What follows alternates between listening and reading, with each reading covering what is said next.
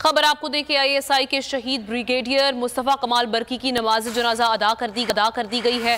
ISPR की जानिब से बताया गया कि सदर ममलिकत आरिफ अलवी वज़ीर आज़म ने नमाज जनाजा में शिरकत की। CJSC army chief DG ISI की नमाज जनाजा में शिरकत। नमाज जनाजा रेस कोर्स रावलपिंडी में अदा की गई। तो ब्रिगेडियर की नमाज जनाजा अदा कर दी गई है और हाजिर सर्विस, रिटायर्ड और मुख्तलिफ शोबा ज़िंदगी से ताल्लुक़ रखने वालों की शिरकत।